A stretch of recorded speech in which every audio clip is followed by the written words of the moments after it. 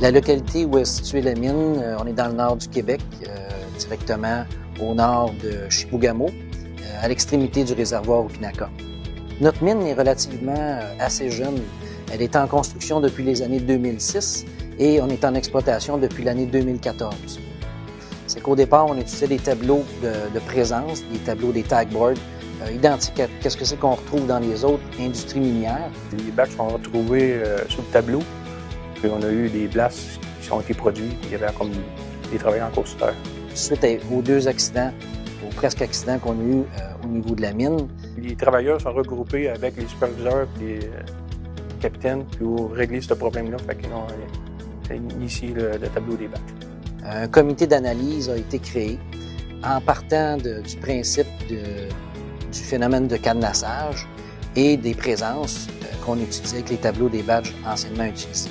Dans le fond, le principe de cadenassage, c'est qu'on a 4 tableaux de dynamitage qui comportent les badges et chacune des badges est sécurisée par un cadenas individuel. Donc, lorsque l'ensemble des badges et des cadenas individuels sont enlevés d'un premier tableau, on peut accéder à une clé qui permet de déverrouiller le deuxième tableau. Et ainsi de suite. À la fin de tout, on a accès à la clé qui nous permet de déverrouiller une boîte de condamnation dans laquelle est située la clé permettant le sautage sous terre. Comment ça se passe? Ça va très bien. Puis c'est ça, les gars, on a une double protection avec ce nouveau tableau des batchs-là. Peu importe dans le processus, s'il reste une badge avec un cadenas, peu importe s'il y a un cadenas ou pas de cadenas, s'il reste un des deux éléments sur un des tableaux, bien, on ne peut pas accéder à déverrouiller la clé pour accéder au tableau suivant, etc. Concernant la relation de travail entre les différents niveaux hiérarchiques et les employés, on a une très, très bonne collaboration, on a une bonne entente. Nous avons effectivement un comité santé-sécurité à la mine.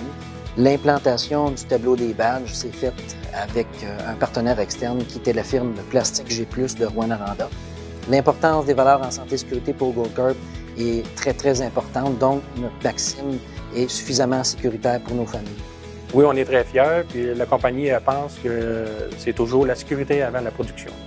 Les avantages de participer au Grand Prix Santé-Sécurité, dans le fond, ça va être de pouvoir faire connaître les bonnes idées de nos équipes naturelles